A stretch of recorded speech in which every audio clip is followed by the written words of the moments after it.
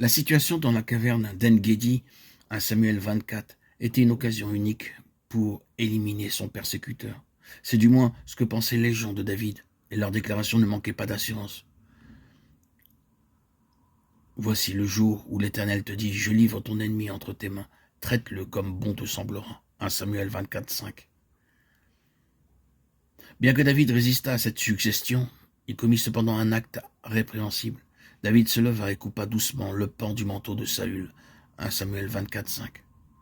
Quel enseignement devons-nous tirer de ce qui nous est ici relaté? Remarquons la force de la déclaration. Voici le jour où l'Éternel te dit. Mais Dieu ne leur avait rien dit. Leur déclaration, leur assurance s'appuie uniquement sur les faits qui leur étaient favorables. Combien si souvent les éléments positifs d'une situation conduisent les croyants à la conclusion rapide que c'est la volonté de Dieu, alors qu'il n'en est rien. Il nous faut apprendre à rechercher dans notre esprit ce que dit la vie en faisant appel au Saint-Esprit quant à la chose ou la situation considérée. La pensée de l'esprit est vie et paix, Romains 8, 6.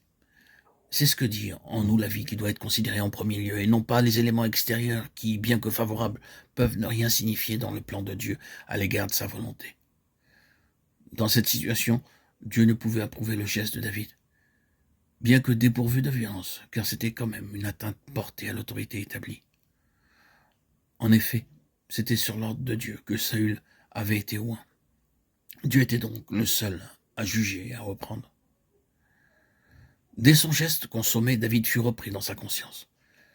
Il en comprit la gravité.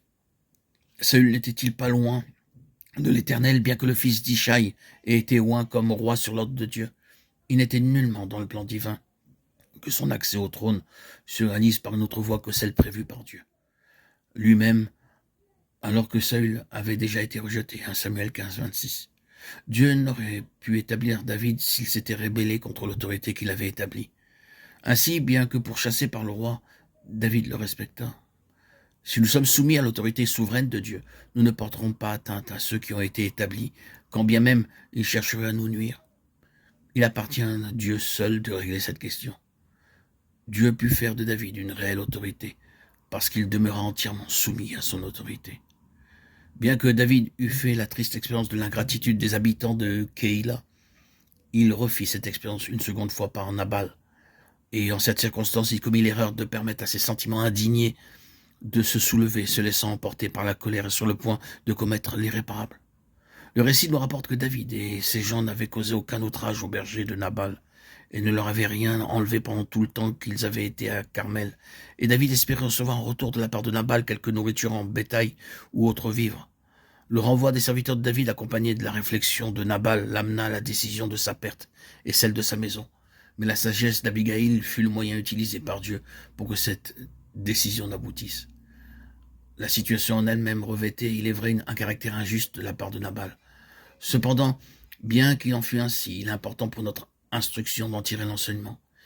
Il ne fait aucun doute que le respect des personnes et des biens relevait et témoignait de ses qualités morales. Toutefois, sa réaction montre qu'il y a derrière ce que nous faisons une note de corruption qui se révèle en ce que nous éprouvons intérieurement et par le désir d'être reconnus, justifiés à nos yeux en regard du bien que nous avions fait. Dans notre propre expérience, il en est souvent ainsi. N'est-il pas vrai? Même dans les choses de Dieu, nous aimons que l'on reconnaisse ce que nous faisons.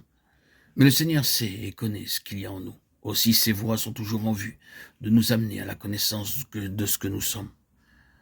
Ce sentiment de frustration que nous éprouvons relève de cet élément de corruption qui se trouve lié au cœur naturel.